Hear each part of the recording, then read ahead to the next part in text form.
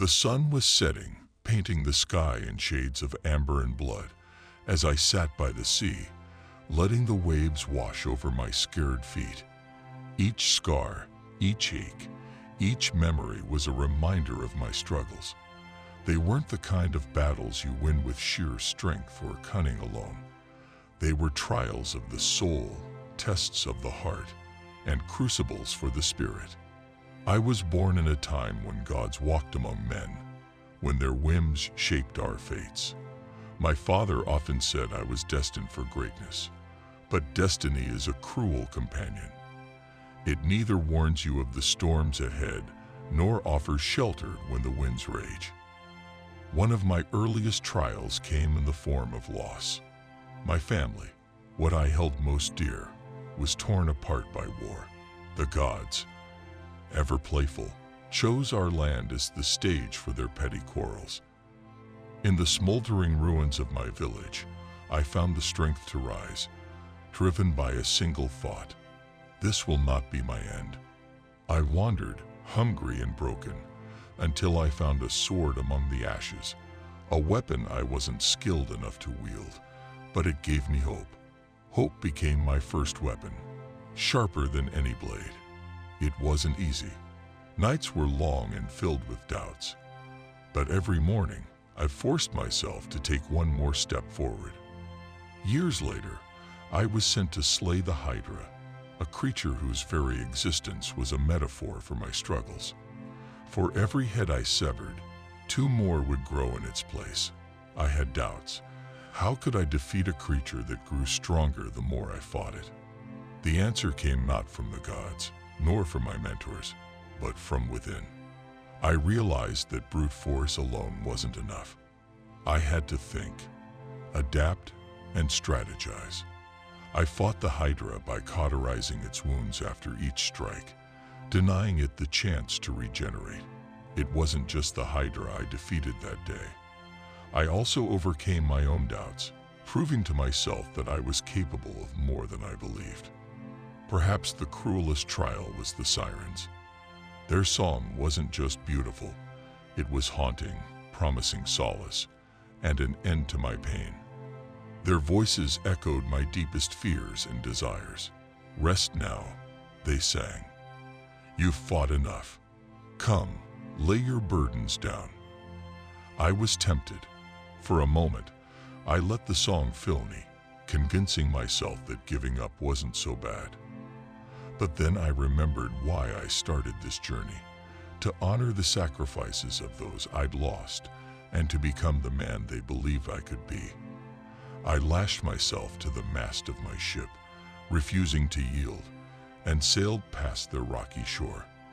That day, I learned that sometimes the greatest strength is simply refusing to surrender, even when every fiber of your being begs you to. In the labyrinth, I faced the Minotaur. It wasn't just a beast of muscle and horns. It was the embodiment of fear itself.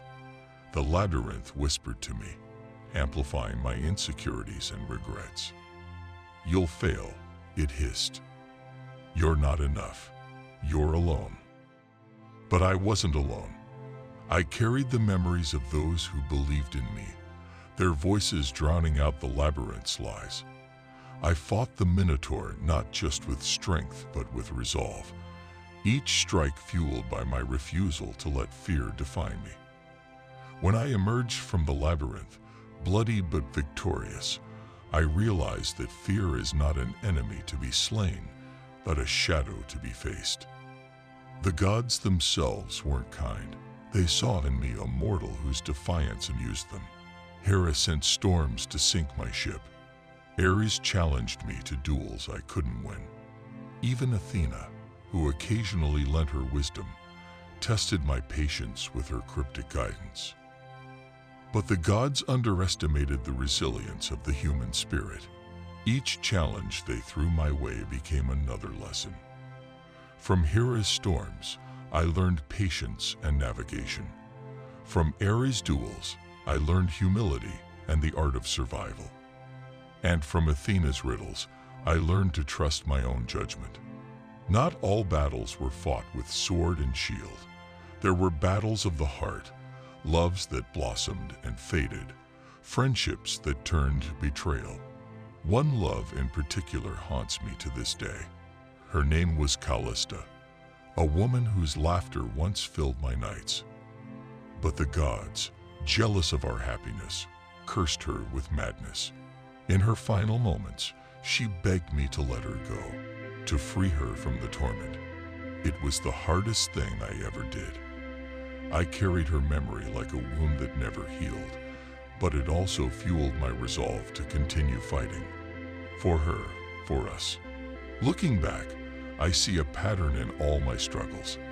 Every time I fell, I rose stronger, like a phoenix from the ashes. The trials didn't break me, they shaped me. The scars on my body are a map of where I've been, but they don't define where I'm going. People often ask how I never gave up. The truth is, I did, many times. There were nights when I curled into myself, sobbing, cursing the gods, cursing my fate. But each morning, I found a sliver of strength to rise again. I learned that courage isn't the absence of fear, it's moving forward despite it. Strength isn't about never falling, it's about always getting back up. Now, as I sit by the sea, watching the waves, I feel a strange sense of peace. My journey isn't over. I know there will be more battles, more losses, and more pain. But I also know that I've faced enough to understand the most important truth of all. We are not defined by the trials we face, but by how we rise after each one. Life is a battle, yes, but it is also a gift, a chance to grow, to learn, and to leave a legacy of resilience for those who come after us. And so I will keep fighting, not because I am fearless or unbreakable, but because I am human.